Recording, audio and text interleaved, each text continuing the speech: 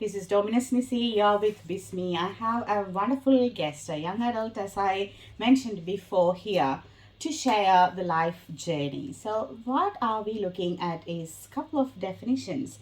What is faith? How the faith actually helping to lead a secular life, and how we picking up Jesus in this young adult's life. Those are the questions I'm gonna shoot to our guest today. Welcome, Angela, to the show. Thank you so much for having me. Angela, I just want you to share about you initially, where you are from, what are you doing, all those things to our listeners. Yeah, sure. So my name is Angela. I'm from the St. Peter Apostle Parish in Hoppers Crossing, and I am a young adults leader there, and I have been leading for around 5 years on and off.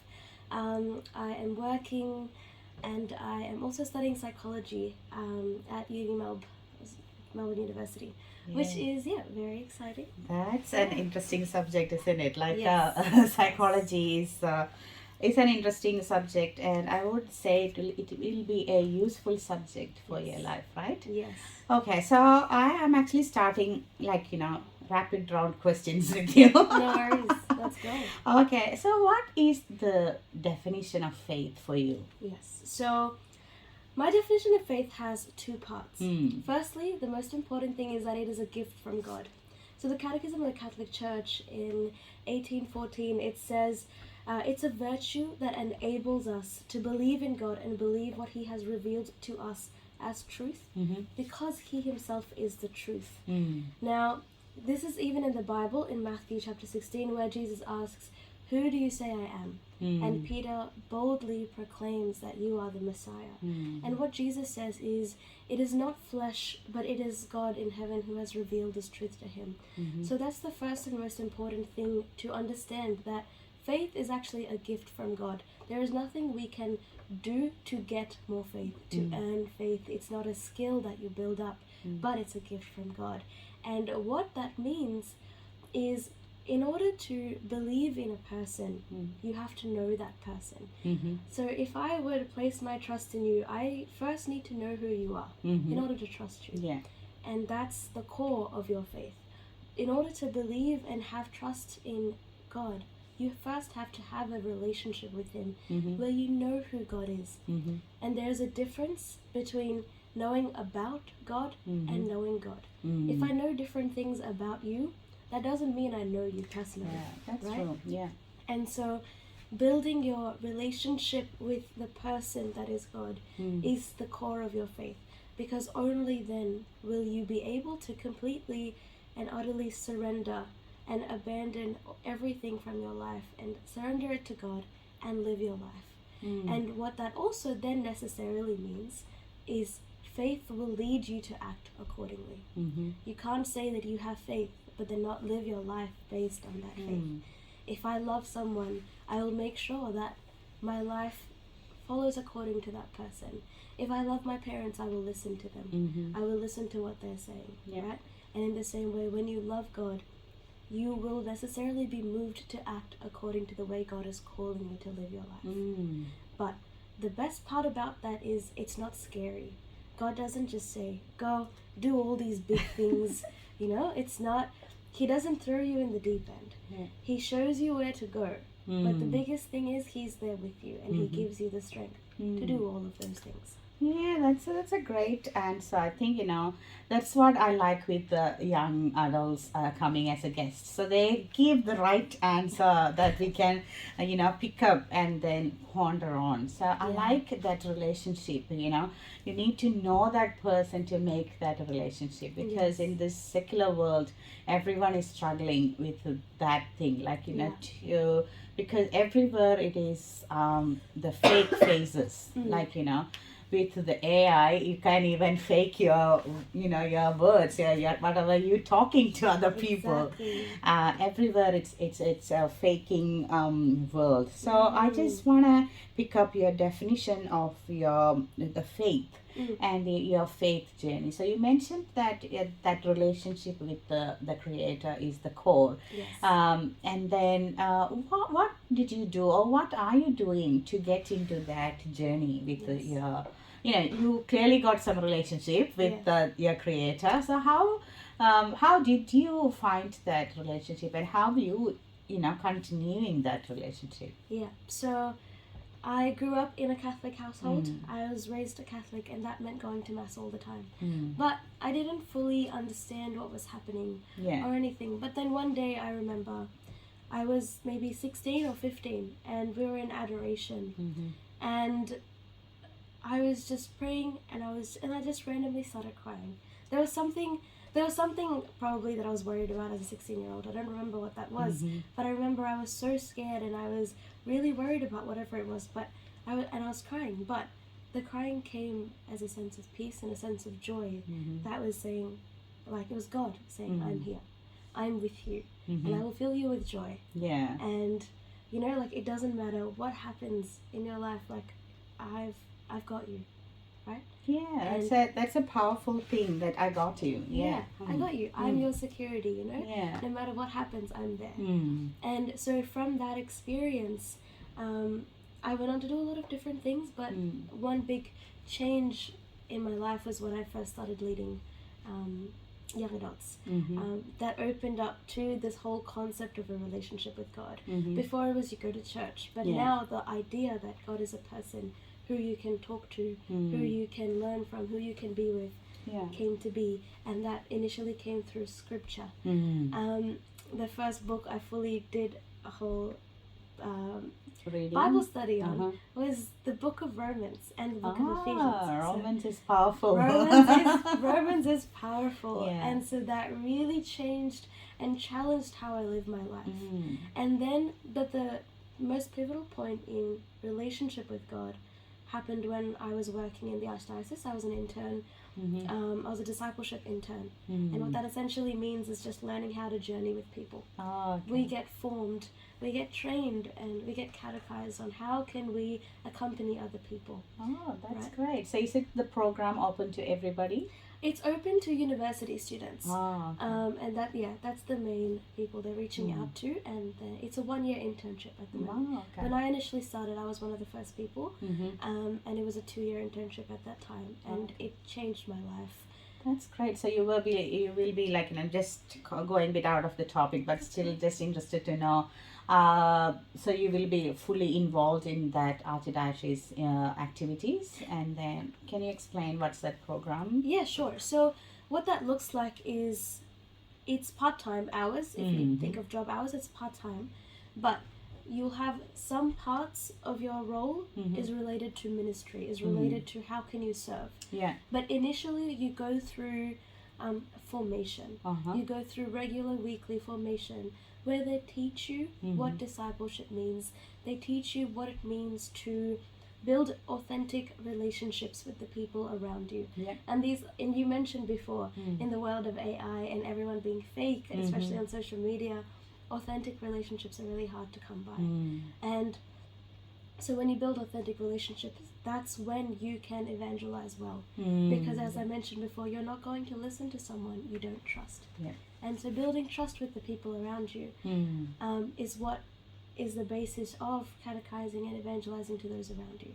And also the next part of our formation was so important. It was focused on who we are called to be as Catholics. It was going through the catechism. It was going through all of these amazing resources written by popes, all these books, and it really taught me what is my responsibility as a Catholic, as a baptized individual. I have a responsibility to share my faith with those around me.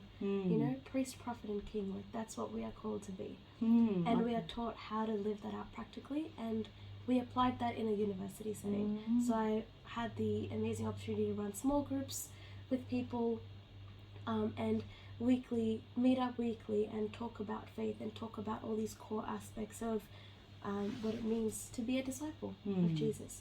And so all of those relationships is how we put our ministry, how we put our formation into practice. Wow, that's that great. ministry. I like that king, priest, and prophet, priest, and king. That's what we are called for. We usually say that, he formed for us for many different things with a purpose. So that's a three things that youngsters will love it, right? King, priest, and prophets. We have a great calling that a lot of us don't realize we have. That's great to know. So being a youth, what is your vision, like, having Jesus in you? What's the real vision in you? The real vision is, at the core of it, is to have Jesus in the center of my life. And in everything that I do, I want to make sure Jesus is the reason I'm doing that. And so, firstly, but what that means is realizing who God has made me to be and who God has called me to be. He is the one who created me, right? Yes. And so He's the one that knows everything about me. And if I'm created in the image and likeness of God, that means actually getting to know Him means I'll get to know myself better. And so through that process of spending time with Him and learning about my own skills, my own talents, my own gifts, I can then see how I can live that out, how I can put that into service in everything I do, in my ministry, in my work, in my friendships, and in all of that. Yeah, I think, being a youth, if I say that, He created me with a purpose, it's so hard to find that. Like, if you don't have that belief or core connection for a normal youth. So it is, like I say, if a youth is not a Christian or not even understanding that he got a call or she got a call, and then you need to be to do the call, how do you motivate them? How do I think it's challenging being in a youth group as a leader. So how do you motivate these youngsters? So all youth are plagued with the question of who am I and what is my purpose, right? And so motivating people to find their purpose is, you have to get them to think about it. You have to get them to think about, why are they doing what they're doing? And the more they start to ponder on that, the more they start to contemplate that, the more they'll realize, this doesn't feel as stable. You can aim for a good job. You can aim for a good relationships. We're all wanting to be in a relationship with someone. But then it's like, okay, but then once you get to that, what, there's nothing further. So when you realize that the core is actually what you're searching for is God. And your heart is made to be with Him and be in communion with Him. And so how I motivate them to do it is to just spend time with God. The thing that changed my life and changed my faith journey is spending time in silence with the Lord, spending time reading scriptures, spending time getting to know Him. And that silence is what reveals to you what is important and why that's important. It's a bit hard for a young adult to be silent, right? And silent again from social media and from listening music or do all these things.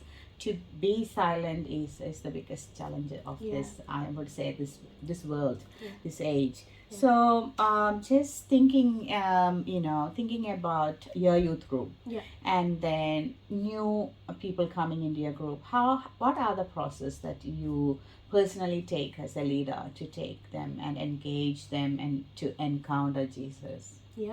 So firstly is getting to know them really well. So as I mentioned before, when I learned discipleship, it was building authentic relationships. So when we get new members, we make it a point to actually reach out to them and get to know them and get to know who they are.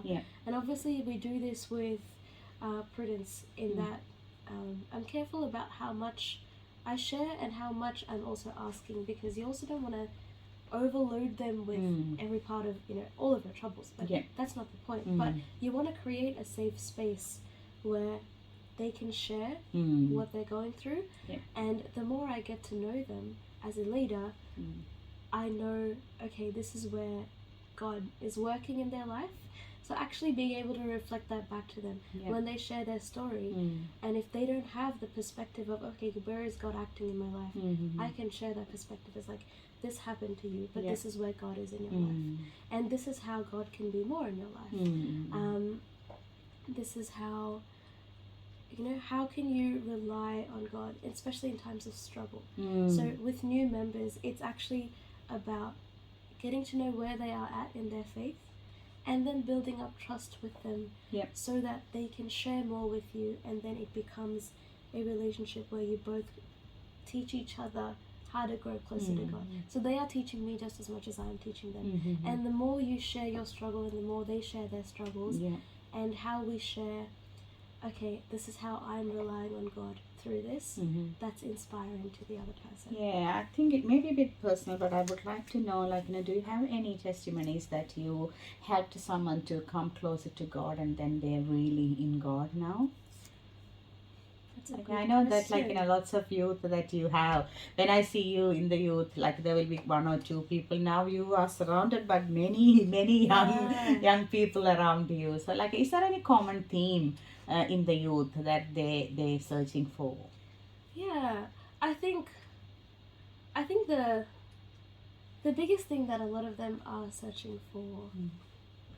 Okay, I'll share one specific example. I won't say who they are, obviously, but there was always this perspective of, oh, like, I ask them, where are they at with their faith? Where are they at with God? And they often say, oh, I pray every day. But it's not really relationship. It's more, oh, I do these things and I tick these boxes. And so it's like, okay, I tick the boxes, but that's not relationship.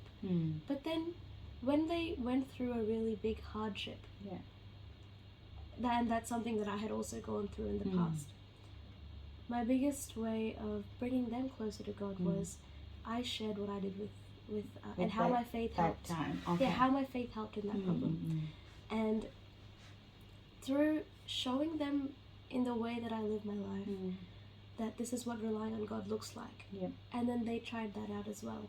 And they realized how much they need God in those moments, and that God is the one that can love them unconditionally. God is the one that will accept them unconditionally in a time where other people may not be willing to accept because they themselves are imperfect. And sometimes people are selfish, and and that causes a lot of hurt. I actually get really thinking as with my motherhood mind and heart now. I'm just asking similar incidents. So my son grade 12 and then having different sacks, and then last time he came with very unexpected lower mark, and then he was really upset. I know that. But I was also was asking, oh, what happened, or why did he do, or what was the reason for that lowest mark? That was my ask, not like, oh, why you didn't get that. So he didn't respond anything. He just told me, it's done, I can't really change anything. And he doesn't want to talk. So as a mother, that's what the real pain, like, he's not talking. I feel like, oh, he is upset, but he's not sharing his pain. So I think that's where you as a youth leader come into play, and then can share something similar, how you changed that perception of failure or worry and fear, right? I think I was when I was hearing you, that's what I felt. Oh, if he is sharing with people like you, that will be helpful bit more, rather than this mother angry face, or disappointing them more rather than encouraging them. I think, do you feel like that sort of incidents are coming into your youth group? Oh my gosh, all the time. Okay. So the dynamic between being a young adult and your relationship with your parents is the biggest one. It's really big. They're always Indians, not Australian. Our group is actually very multicultural, yes. Okay. But what comes with that is we love our parents. Right? We love our parents so much. You don't know how to show it. No, it's not that. It's more that because we love them, we kind of have this expectation. That sometimes it's we that place the expectation on ourselves, but it's we want to impress them. We want to show them that we're doing well. And and it can be really disheartening when you're going through a struggle, and when you're a child, you don't think that they understand you. So especially in the perspective of your son, who's in year 12. Year 12 is the prime age of, my parents don't understand me. Exactly. Right? So what you need, though, is someone else that's your age that you can trust, who can go to them. But that person that you go to, if they're not Christ-centered, it can take you away from your family. So back to that example that I was mentioning, like, this is a dynamic that they're going through as well. Like, they're struggling with the expectations of their parents, and it's like, you want to impress them, you want to do well, but you don't know how to, and you're trying. And so what you realize, though, is that firstly, God doesn't expect you to be perfect. God doesn't have that expectation of you. And God loves you just because you exist, just because of who you are, not because of what you can do or what you don't do, your obedience or anything, right? You can't earn God's love. And so when you're faced with that, there's a safe space that you can go to. And that's something that no person, not even parents, can actually provide. Because as a parent, you love your child and you want the best for your child as well, right? And sometimes when they're hurting or when they don't do well, you want them to do well, but when you ask those questions, it may not come out right. So you said, have an angry face, but that's coming from a place of love. But when the child or when the young adult is in a place of pain, they're not able to see that you're coming at them with love, or that your intention for that question is actually out of love. And so when you have another person who you can go to, who can point you to God, right? Or they can be the Jesus to you. They can love you and they can accept you, but they turn you back to your family. They don't turn you away from your family. And they remind you, okay, your mum might be angry right now, but she doesn't ask that because she's disappointed in you. Exactly. She's asking because she wants I what's can best for clearly you. see where this group can help the youngsters. Exactly. Yeah. So I would recommend, if your parents are not behaving well for you, I would recommend to come and check with your youth groups in your areas. I wonder, that's a great example how you can help the youngsters. And I would say that's a very high need of our current society, because everyone running around with the different things and different motives, and maybe motherhood or dealing with children, it's only one among them. They must have different issues at work, at society, community, whatever you name it. But anyway, coming back to your discussion, I heard words you're telling about relationship. I know that the relationship with you and your creator needs to be the core that you mentioned as your faith. But I just want to check with you, being a leader in a secular world, how can how a young adult can make relationship with other people if I am a Christian? It's a question that everyone is asking. You can't really do this relationship, you can't really do that relationship, you can't really do these before marriage, you can't take a partner before this or before after that. Lots of I would say boundaries for them from their parents, especially if they are Catholic. They have long list. So how do you deal with that? How or what are the tips that you can share to the youth to go through the real personal relationship with if you are for your personal relationship rather than Jesus, how do you keep a relationship in the society? So in terms of romantic relationships, including that, yes. So in terms of all relationships, it's firstly you have to, I'll speak in terms of romantic relationships. So in terms of romantic relationships, the first and most important thing is realizing your own dignity and your own self-worth. And when you realize who you're created by, you're created by God, and that means you're a daughter of God, or you're the son of God. And that means the utmost respect to each and every single person. So in all relationships, that's the most important thing. Respecting the person in front of you and showing love to them and caring for them, willing the good of the other. That's the definition of love, right? And so in all your interactions, you want to leave it better than you want to leave them feeling better than you first encountered them. That doesn't mean you take their emotions as your responsibility, but just that the way you react to that person is just showing love and respect, right?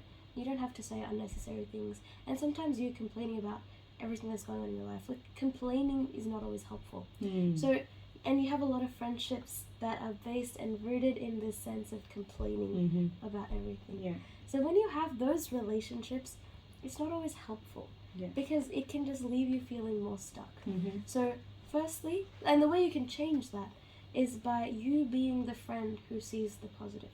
Okay. You being the friend that can show to that person who's struggling what is the good there, right? So that's in all relationships, being the Christ that you can be in that place, and seeking out Christ in other people, seeking out the good in other people, not assuming the worst in other people. But in romantic relationships, it's really treating them with respect, and it's treating them with love and treating them carefully. Like, when you approach relationships, you have to think about, okay, why am I seeking a romantic relationship? Is it trying to fill a need of validation? Am I trying to find my identity? Am I trying to seek validation in another person? Because that will end in hurt. Because there'll be a point when they'll do something and you will get hurt. You will get hurt because you're seeking all of this validation from them and you're not getting it anymore. And what that actually means is you're trying to use this person for this specific purpose. And it might not be intentional. You might not realize that that's what you're doing.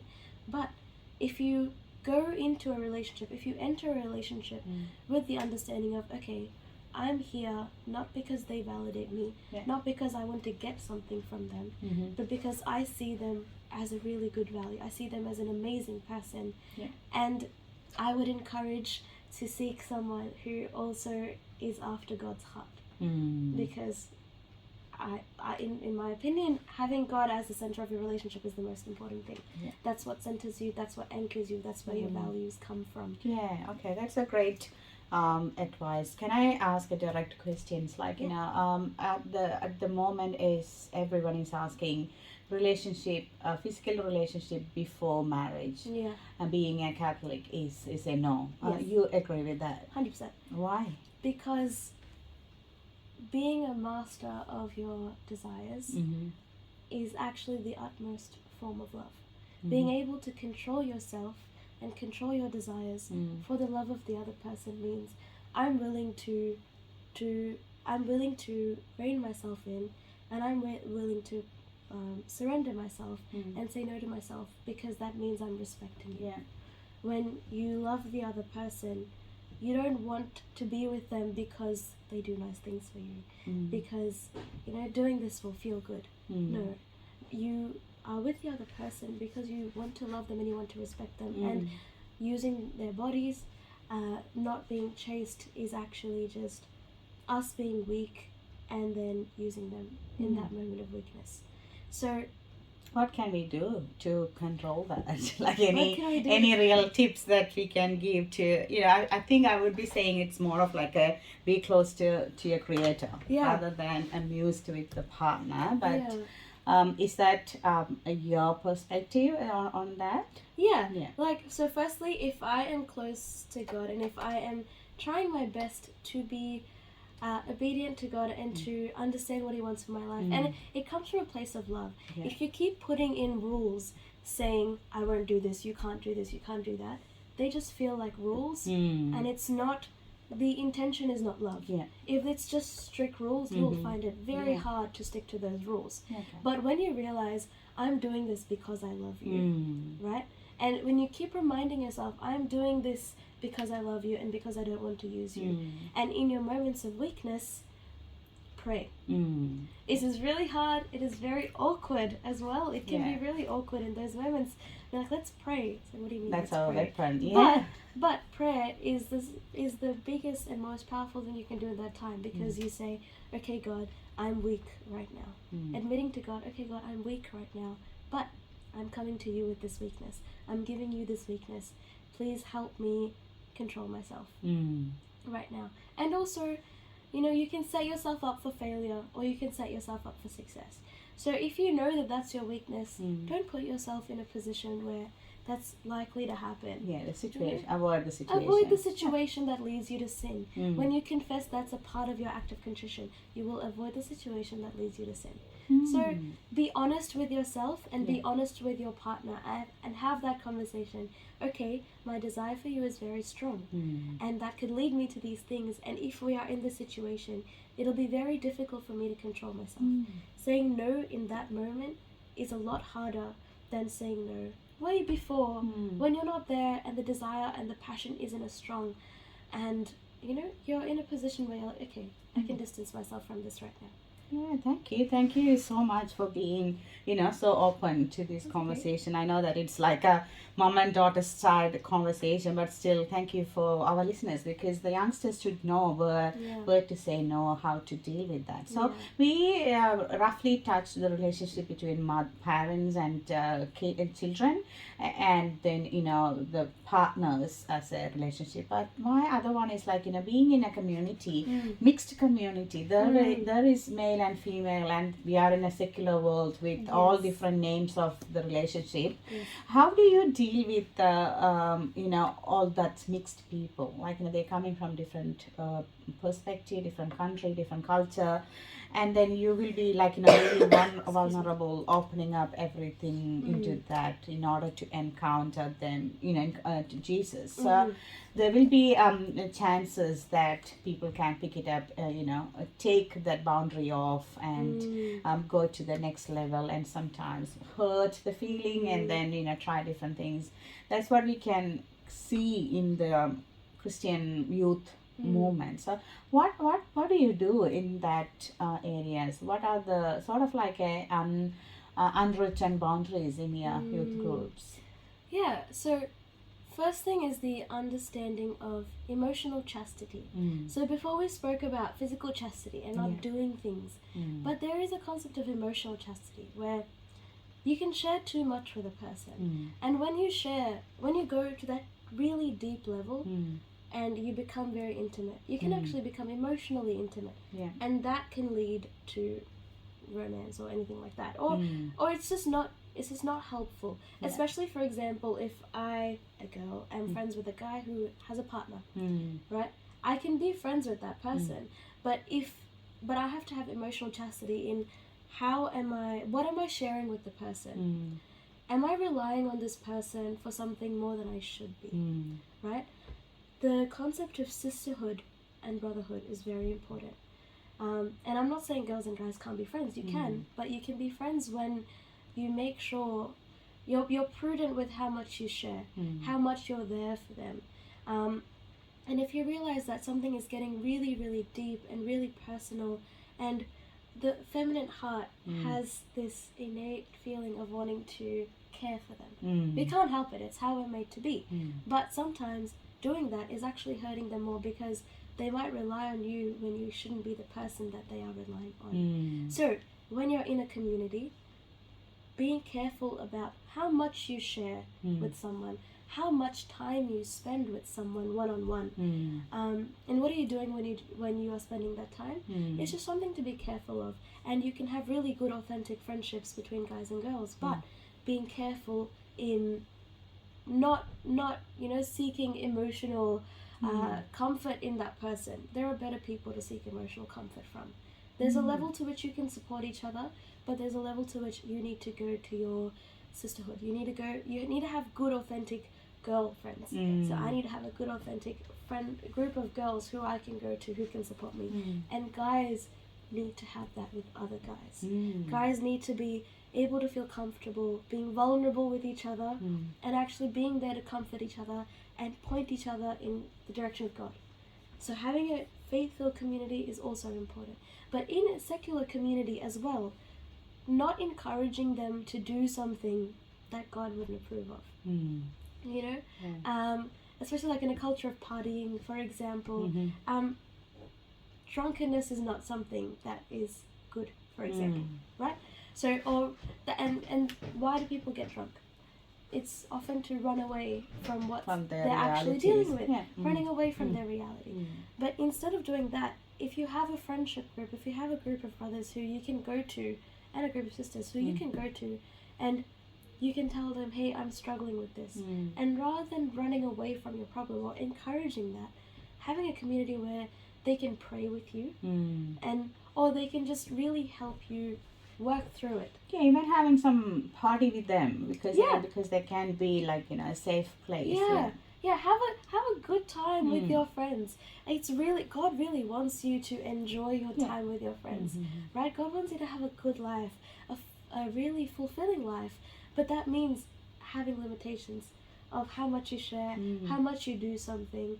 And like, if all you do is seek the fun, but if you don't have friendships that are virtuous, and if you only have friendships that are all about pleasure, then it's not going deep, and you still are left with, I don't know who to go to when I'm struggling. Yeah, that's a good point. I like that emotional chastity. Very important.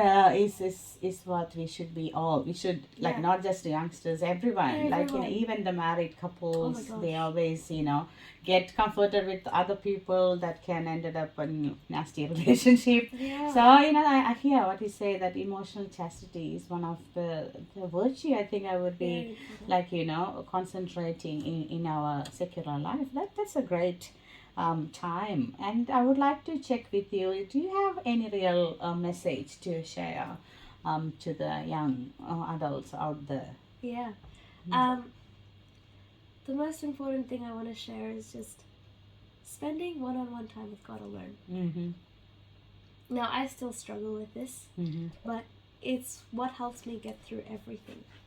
The more you rely on God, and actually having good friends who you can talk to about God, and you can engage in all these conversations about getting to know God more, or like, how is God looking at you, and where is God's heart? How is God looking at the world, and how would He want you to approach your problems in this world? Okay. And when you go to God first, though, and when you spend time with God first, you are just overcome with this sense of, no matter what happens, like I said before, God's got you, right?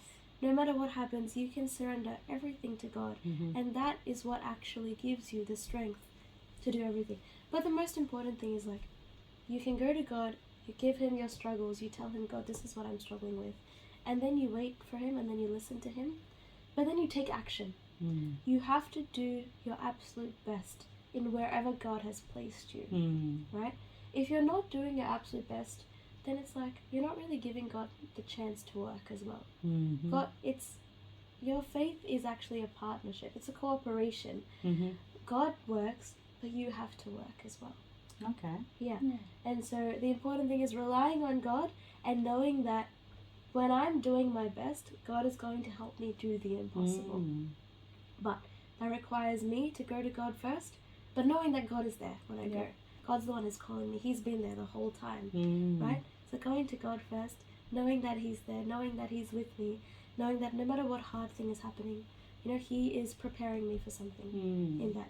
Seeking out the lesson in whatever happens. And then I look at what's around me.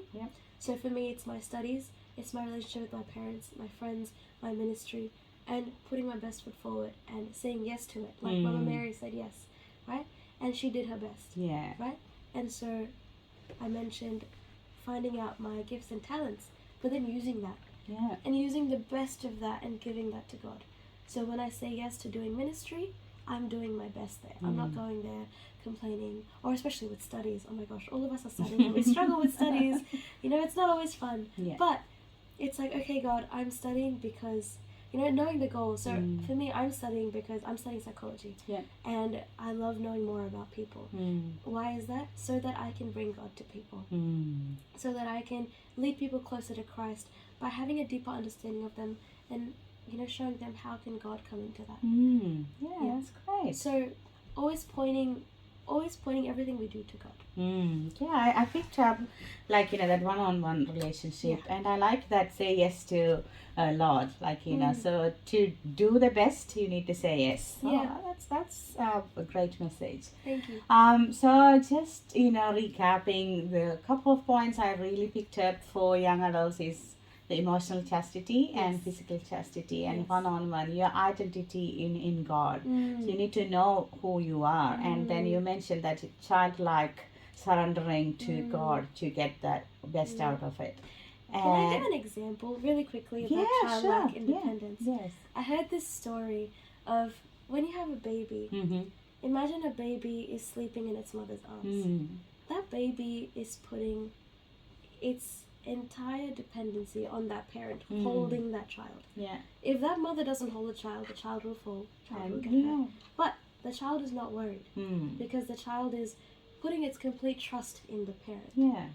And it's doing its thing. What is it doing? It's sleeping at that time. Yeah. But it's doing it well, right? It's Yes. not like, oh my gosh, am I going to fall? Is my mom going to drop me? No. It's fully accepting that, yes, my mother is holding me, so I can do what I'm doing peacefully. That's what childlike dependency on God looks like. It's just, even if it's chaos around you, it's you keep doing what you're doing because you know that God is holding you.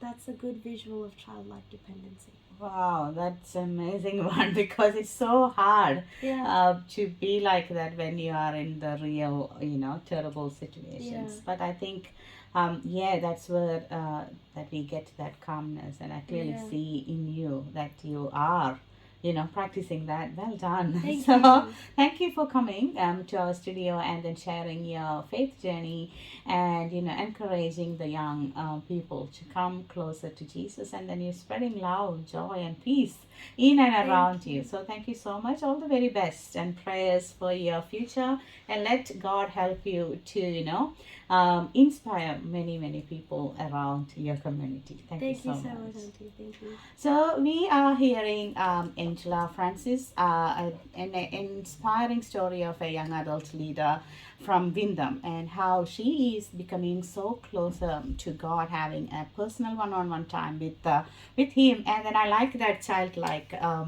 surrendering to God. So come around to the youth movements happening in all different churches, especially if you wanna work together with Angela. This is from St. Peter's Apostle Church, Hoppers Crossing, and this is Dominus Nisi on 88.9 FM. Thank you.